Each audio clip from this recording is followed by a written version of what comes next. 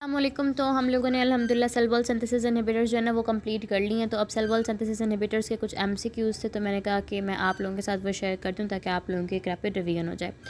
अच्छा जी, सबसे पहला एमसीक्यू है 6 year old child develop streptococcal pharyngitis, the physician prescribes a narrow spectrum beta lactam effective against gram positive cocci, which drug is most likely use. वो कह रहे हैं कि एक 6 साल का बच्चा है, उसको स्ट्रेप्टोकोकल फेरेंजाइटिस हो गया। ठीक है, स्ट्रेप्टोकोकल इन्फेक्शन है। आप लोगों ने गौर करना है कि जो ऑर्गेनिज्म है ना वो कौन सा बताया हुआ है। तो उन्होंने बताया हुआ है स्ट्रेप्टोकोकल फेरेंजाइटिस, यानी कि स्ट्रेप्टोकोकस की वजह से हो रहा है। फिजिशियन जब उसको प्रिस्क्राइब करता है narrow spectrum beta lactam effective against gram positive cocci, तो उसका जो डॉक्टर होता है वो उसको एक ऐसी दवाई लिख के देता है जो बीटा लैक्टम है, यानी कि आपने बीटा लैक्टम ड्रग्स के अंदर रह के सोचना है। अभी तो ये महदूद सा टेस्ट था, लेकिन जब आपके पास ये प्रॉफ के अंदर एमसीक्यू आएगा तो इसके अंदर तरह तरह की ड्रग्स लिखी हुई होंगी। तो ये बीटा लैक्टम भी आपके लिए एक हिंट होगा, उसमें से आपने चूज़ करनी है बीटा लैक्टम। बीटा लैक्टम के अलावा वो कह रहा है नैरो स्पेक्ट्रम बीटा लैक्टम। ठीक है, तो आपने इसके अंदर से वाइडर स्पेक्ट्रम वाली चूज़ नहीं करनी। फिजिशियन ने जो है ना वो स्ट्रेप्टोकोकल फेरेंजाइटिस के लिए, यानी स्ट्रेप्टोकोकस की इन्फेक्शन के लिए एक narrow spectrum beta lactam drug दी है, जो कि इफेक्टिव है अगेंस्ट ग्राम पॉजिटिव कोकाई। तो आपने बताना कि कौन सी ड्रग जो है ना वो फिजिशियन ने प्रेस्क्राइब की होगी। अब वो ड्रग जो स्ट्रेप्टोकोकस के खिलाफ इफेक्ट करती हो, जिसका नैरो स्पेक्ट्रम हो और जो बीटा लैक्टम हो और इफेक्टिव हो अगेंस्ट ग्राम पॉजिटिव का है, हम उसमें से देखते हैं। बच्चों, इसमें से जो मोस्ट क्लोज ऑप्शन बनता है ना वो हमारे पास पेनिसिलिन जी बनता है। ठीक है, हम सेफीपाइम यूज़ नहीं कर सकते क्योंकि ये तो 4th जनरेशन सेफलोस्पोरिन है और इसकी ग्राम नेगेटिव एक्टिविटी होती है, ये ग्राम पॉजिटिव कोकाई के लिए नहीं होता। सेम इमीपेनम जो होती है वो हमारे पास बहुत ज़्यादा ब्रॉड स्पेक्ट्रम होती है, ये हमारे पास नैरो स्पेक्ट्रम बिल्कुल भी नहीं होती। जितने भी कार्बापेनम्स होते हैं these are broad spectrum. Vancomycin हम नहीं देंगे बच्चों, इस केस के वैनकोमाइसिन हम as a drug of last resort choose करते हैं मरसा इन्फेक्शंस के लिए, या वैनकोमाइसिन रेजिस्टेंट मरसा की इन्फेक्शंस के लिए जो है ना हम लोग वैनकोमाइसिन यूज़ कर रहे होते हैं। तो ये बहुत सवेयर केसेस के अंदर दी जाती है। तो इसमें से जो क्लोजेस्ट ऑप्शन बनता है that is penicillin G. Penicillin G वो ड्रग है जो कि ग्राम पॉजिटिव कोकाई के अगेंस्ट बहुत अच्छे से वर्क करती है, स्ट्रेप्टोकोकाई स्टेफिलोकोकाई के अगेंस्ट। ठीक है, लेकिन मरसा के खिलाफ ये भी फेल है। Question number 2 is a patient with infective endocarditis caused by viridin streptococci receives an antibiotic that inhibits the transpeptidase enzyme। अब वो कह रहे हैं कि एक पेशेंट है जो कि इन्फेक्टिव एंडोकार्डाइटिस का पेशेंट है। अच्छा, उन्होंने ना आपको कंफ्यूज करने के लिए ना सिनेरियो के अंदर बहुत सारी ना एक्स्ट्रा बातें भी लिखी हुई होंगी, ये है उसको, वो है उसको, हॉस्पिटल ले जाया गया। तो आपने इन चीज़ों की तरफ वार्निंग है ना, आपने देखना है कि कौन से ऑर्गेनिज्म के खिलाफ वो ड्रग एक्ट करी और उस ड्रग की क्या क्या प्रॉपर्टीज़ आपको बताई गई हैं। जिस तरह पिछले एमसीक्यू में हमने देखा कि उन्होंने बताया हुआ था कि ये बीटा लैक्टम ड्रग है, तो आपने महदूद हो जाना है बीटा लैक्टम ड्रग्स की तरफ और आपने ऑप्शंस काटने स्टार्ट कर देने कि अच्छा ये तो बीटा लैक्टम नहीं है तो ये नहीं हो सकती ना। तो वो कह रहे हैं कि विरिडेंस स्ट्रेप्टोकोकाई ऑर्गेनिज्म है और उसको एक एंटीबायोटिक मिली है और एंटीबायोटिक का मैकेनिज्म ऑफ एक्शन आपको बता रहा है कि वो इनहिबिट करती है ट्रांसपेप्टाइडेज एंजाइम को। आपने बाकी का मैकेनिज्म बताना है। अच्छा बच्चों, तो ट्रांसपेप्टाइडेज एंजाइम होता है वो बेसिकली ट्रांसपेप्टाइडेशन के लिए होता है। अब ट्रांसपेप्टाइडेशन का मतलब क्या होता है कि जो पेप्टाइडोग्लाइकन की क्रॉस लिंकिंग हो रही होती है, जो बैक्टीरिया की सेल वॉल सिंथेसिस में पेप्टाइडोग्लाइकन की क्रॉस लिंकिंग होती है उसको ट्रांसपेप्टाइडेशन बोलते हैं और ट्रांसपेप्टाइडेज एंजाइम कर रहा होता है। तो आपने वो ऑप्शन चूज़ करना है जो इसके करीब तरीन है। प्रोटीन सिंथेसिस का बच्चों से कोई ताल्लुक नहीं है, डीएनए गायरेज का भी इससे कोई ताल्लुक नहीं है। डीएनए प्रोटीन सिंथेसिस जो होते हैं उसकी अपनी ड्रग्स होती हैं। डीएनए गायरेज इनहिबिशन फ्लोरोक्विनोलॉन्स का काम होता है।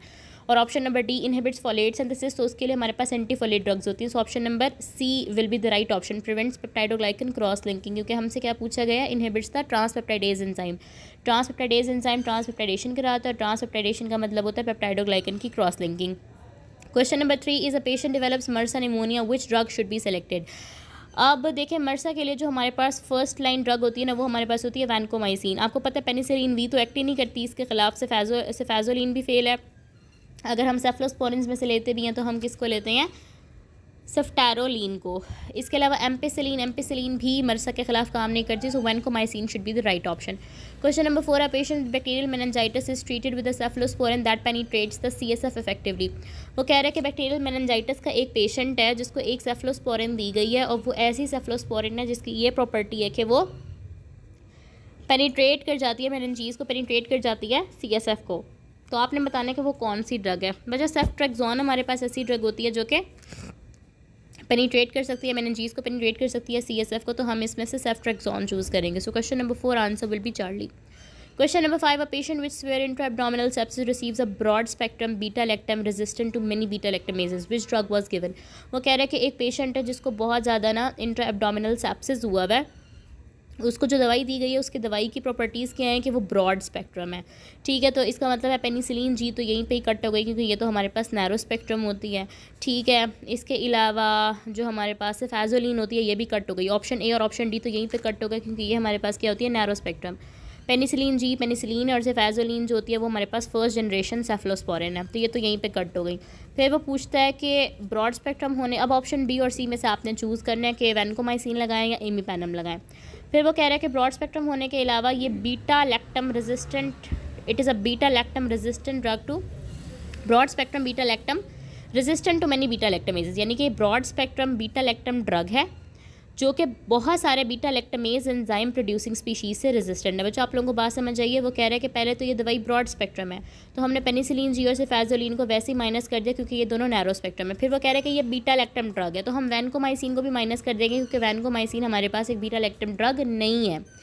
इसके अलावा वो कह रहा है कि ये एक ऐसी ड्रग है जो कि बहुत सारे बीटा लैक्टमेज एंजाइम से रेजिस्टेंट है, यानी कि बहुत पावरफुल ड्रग है। तो बच्चों हम इसमें से क्या चूज़ करेंगे, इमीपेनम। इमीपेनम हमारे पास कार्बापेनम है जो कि ब्रॉड स्पेक्ट्रम भी है और जो बीटा लैक्टम ड्रग भी है। Vancomycin is not a beta lactam drug, so fifth का ऑप्शन आएगा Charlie. Question number 6 is imipenem is administered together with cilastatin because cilastatin. वो कह रहा है कि इमीपेनम को हम साइलोस्टैटिन के साथ क्यों एडमिनिस्टर करते हैं, क्या फ़ायदा होता है साइलोस्टैटिन का, तो हमें पता है बच्चों कि जब हम इमीपेनम को खाली लेंगे तो हमारे किडनी से एक एंजाइम रिलीज़ होता है रीनल डिहाइड्रोपेप्टाइडेज 1, और ये एंजाइम क्या करता है कि इमीपेनम को जाके इनहिबिट कर देता है। तो इसीलिए हम इमीपेनम के साथ साइलोस्टैटिन देते हैं ताकि जो साइलोस्टैटिन है वो जाके रीनल डिहाइड्रोपेप्टाइडेज 1 को इनहिबिट कर दे और हमारी जो इमीपेनम है वो वर्क कर सके। सो 6 का ऑप्शन आएगा beta. Question number 7, a patient develops flushing, erythema and itching during rapid IV antibiotic infusion, which drug is responsible. वो कह रहा है कि पेशेंट को जो है ना वो हमने आईवी एक एंटीबायोटिक लगाई है, इंट्रावीनसली एक एंटीबायोटिक दिया और रैपिड दी है, ठीक है, उसने रैपिड का वर्ड यूज़ किया है। और जैसे ही हमने उसको एंटीबायोटिक दिया तो उसका पूरा जो है ना वो खारिश होने लग गई है, उसको उसकी पूरी स्किन रेड हो गई है, उसको फ्लशिंग स्टार्ट हो गई है, यानी रेडनेस स्टार्ट हो गई है। कौन सी ड्रग रिस्पॉन्सिबल है बच्चों, मैंने आप लोगों को कल भी बताया था कि वैनकोमाइसिन हमारे पास वो ड्रग होती है जो कि रेड मैन सिंड्रोम कॉज करती है। रेड मैन सिंड्रोम ये कैसे कॉज करती है कि अगर इसकी रैपिड इन्फ्यूजन दी जाए तो हिस्टामीन बहुत ज़्यादा रिलीज़ होती है जिसके नतीजे में फ्लशिंग, एरिदीमा, इचिंग स्टार्ट हो जाती है, उसको रेड मैन सिंड्रोम कहते हैं। तो 7 का ऑप्शन आ जाएगा बीटा, vancomycin. Question number 8, a surgeon administers an antibiotic before surgery to prevent infection caused by skin flora. वो कह रहे हैं सर्जरी से पहले एक सर्जन ने पेशेंट को एक एंटीबायोटिक दी है, एक सेफ्लोस्पोरिन दी है। तो कौन सी सेफ्लोस्पोरिन है जो दी जाती है सर्जरी से पहले ताकि इन्फेक्शंस को प्रिवेंट किया जा सके। बच्चों मैंने आप लोगों को जब फर्स्ट जनरेशन सेफ्लोस्पोरिन पढ़ाई थी तो मैंने आपको कहा था कि सेफेज़ोलिन होती है जो कि हम दे रहे होते हैं सर्जरी से पहले प्रोफाइलेक्टिकली ताकि इन्फेक्शन को प्रिवेंट किया जा सके। सो क्वेश्चन नंबर 8 का ऑप्शन आएगा Charlie, cefazolin. Question number 9, a patient with pseudomonas infection requires a cephalosporin with anti pseudomonal activity which should be use.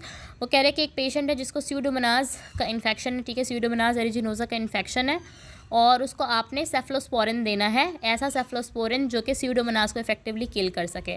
तो बच्चों आप लोगों को याद है हम लोगों ने जब जो फर्स्ट जनरेशन सेफ्लोस्पोरिन होते हैं वो तो सिर्फ हमारे पास ग्राम पॉजिटिव कोकाई के लिए होते हैं, स्यूडोमोनास तो हमारे पास ग्राम नेगेटिव रॉड है। जो ग्राम नेगेटिव की सबसे बेस्ट कवरेज है वो हमारे पास थर्ड जनरेशन सेफ्लोस्पोरिन देती हैं। अब थर्ड जनरेशन सेफ्लोस्पोरिन कौन सी थी, टैज, टेक्स और ट्राई वाली। तो इसमें से टैज वाला ऑप्शन कौन सा है, सिर्फ ceftazidime. So option number C will be the right option. और मैंने आपको इसका निमोनिक भी बताया था, न्यू हाउस पीनट बटर, उसमें पीनट से हमारे पास पी से क्या बनता था, स्यूडोमोनास बनता था। सो क्वेश्चन नंबर 9 का जो आंसर होगा that would be Charlie. Question number 10, a patient allergic to penicillin develops severe gram positive infection. वो कह रहे हैं कि पेशेंट है वो पेनिसिलिन से एलर्जिक है, यानी कि हम उसको पेनिसिलिन ही दे सकते, पेनिसिलिन ही दे सकते। इसका मतलब है कि जो दूसरी बीटा लैक्टम ड्रग्स है वो भी नहीं दे सकते क्योंकि पेनिसिलिन भी हमारे पास बीटा लैक्टम है, तो क्रॉस रिएक्टिविटी का चांस हो सकता है। वो कह रहे हैं पेशेंट है जो कि एलर्जिक है पेनिसिलिन से और उसको सीवियर ग्राम पॉजिटिव इन्फेक्शन हो गई है।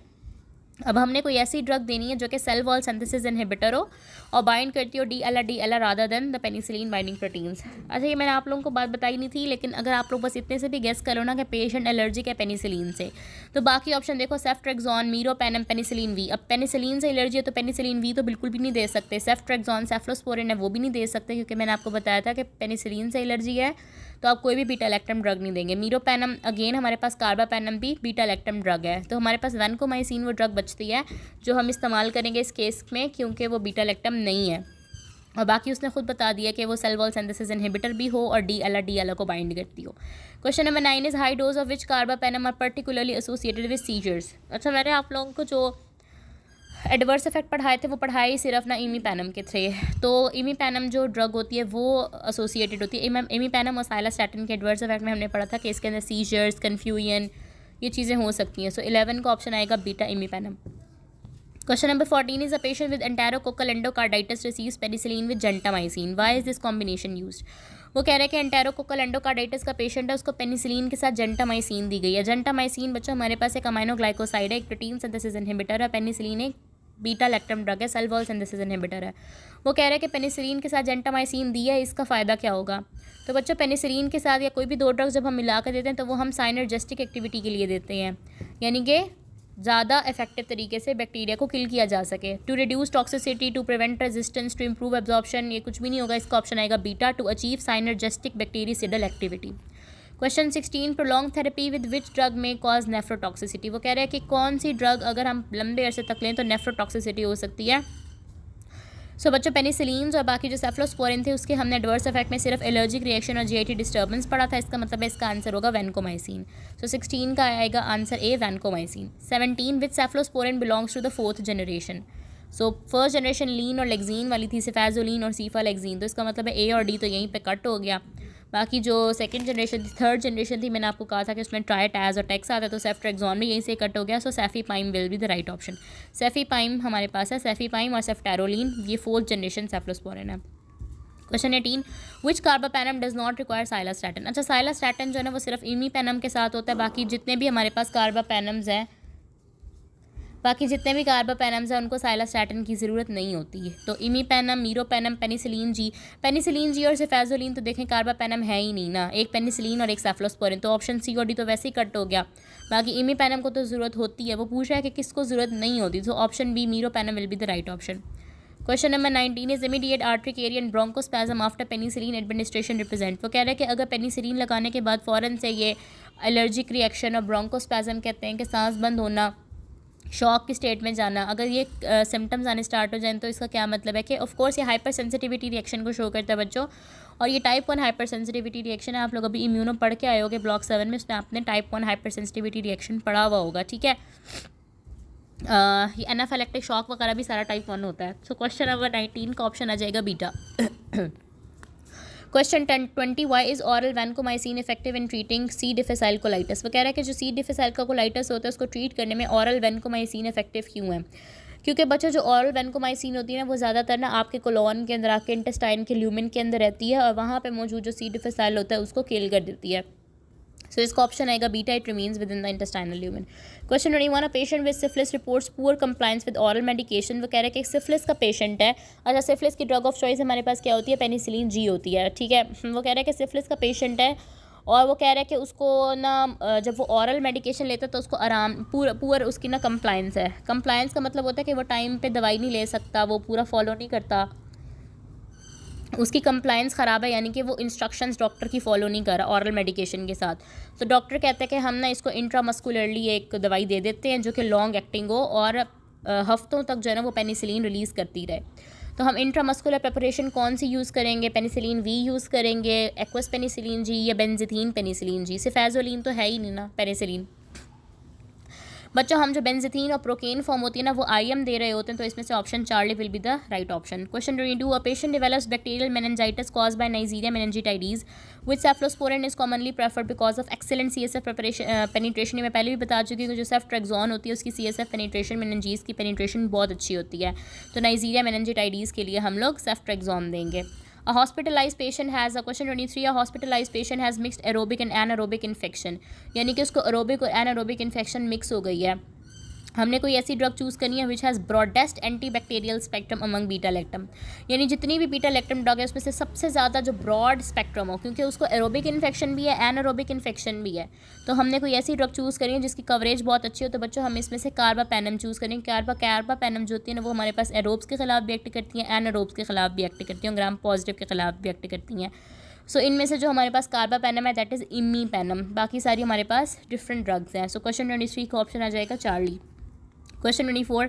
A patient receiving vancomycin complains of hearing loss after prolonged therapy. Which adverse effect is being observed? वो कह रहा है कि vancomycin लेने के बाद एक पेशेंट की ना हेयरिंग लॉस हो गई है, ठीक है, उसको सुनाई नहीं दे रहा।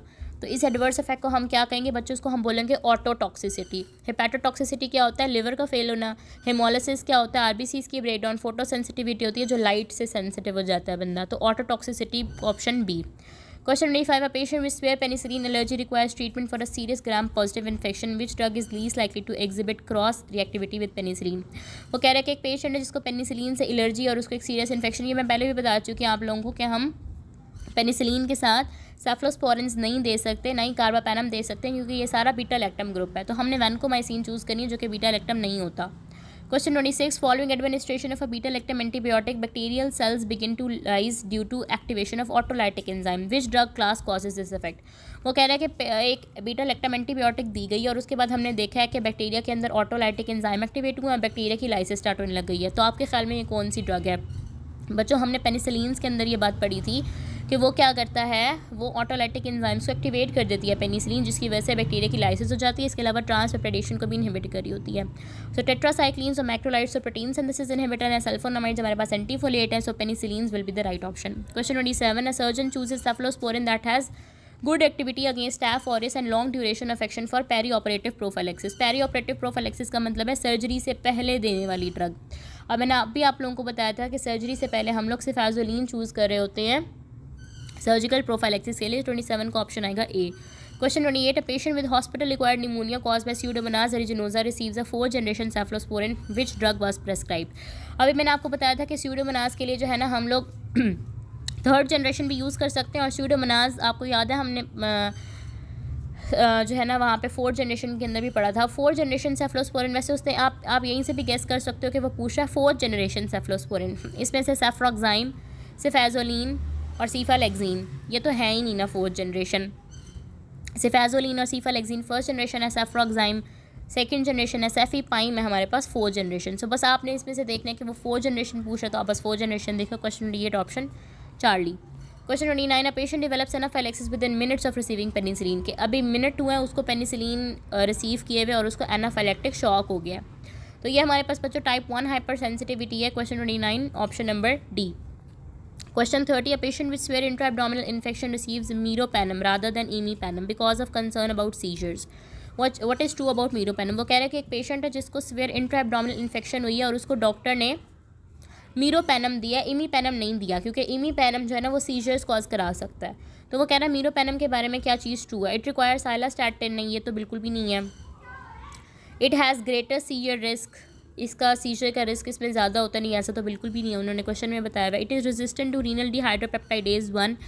यस बच्चों, ये रीनल डिहाइड्रोपेप्टाइडेज 1 से जो है ना वो रेजिस्टेंट होता है, इसके ऊपर रीनल डिहाइड्रोपेप्टाइडेज 1 एक्ट नहीं कर रहा होता। इट लैक्स एनारोबिक कवरेज, ये भी बात ठीक नहीं है, क्योंकि जितने भी कार्बापेनम होते हैं वो एरोबिक और एनारोबिक दोनों इन्फेक्शन में दिए जाते हैं। Question 31. A patient is treated with vancomycin for MRSA bacteremia. Which step in cell wall synthesis is inhibited? वो कह रहा है कि वैनकोमाइसिन एक पेशेंट को दी गई है मरसा के लिए ना। वो कह रहा है कि वैनकोमाइसिन ऐसा क्या करता है कि वो सेल वॉल सिंथेसिस को इनहिबिट करता है। कौन से स्टेप को वो ना इनहिबिट कर रहा होता है सेल वॉल सिंथेसिस के अंदर? तो फॉलिक एसिड की फॉर्मेशन या डीएनए रेप्लिकेशन तो हम लोग लगा ही नहीं सकते, क्योंकि ये तो सेल वॉल सिंथेसिस के पार्ट ही नहीं है। ऑप्शन ए, बी और डी तो सेल वॉल सिंथेसिस के पार्ट ही नहीं है। ऑप्शन नंबर सी है binding of DLR residues and peptidoglycan elongation. तो हम लोग यही चूज़ करेंगे। Question 31 option number Charlie. Question 33 है which cephalosporin generation generally shows the greatest activity against gram positive cocci. वो कह रहे हैं कि सेफलोस्पोरिन की कौन सी जनरेशन है जो ग्राम पॉजिटिव कोकाई के अगेंस्ट बहुत अच्छा एक्ट करती है? तो बच्चों 1st जनरेशन जो सेफलोस्पोरिन है, सिफेजोलिन और सीफालेक्जीन, ये ग्राम पॉजिटिव कोकाई के अगेंस्ट बहुत अच्छे एक्ट करते हैं। Question 33 option number A. Penicillin binding proteins normally function as. Penicillin binding proteins होती हैं बच्चों जहाँ पे पेनिसिलिन बाइंड करी होती है। तो ये हमारे पास किस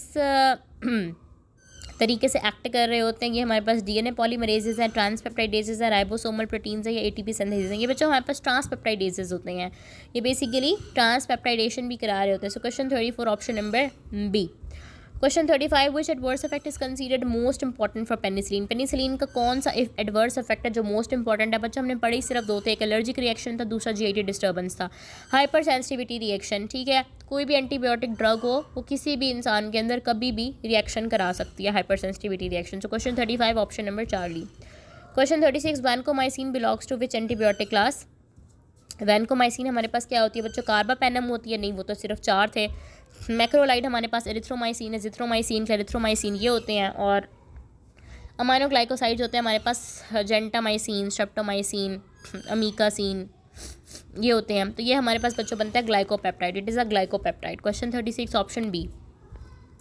37, which cephalosporin is classified as a third generation? Third generation में आपको याद होगा ट्राइटैज और टेक्स था, सेफ्ट्रेक्सोन। क्वेश्चन 37 ऑप्शन सी।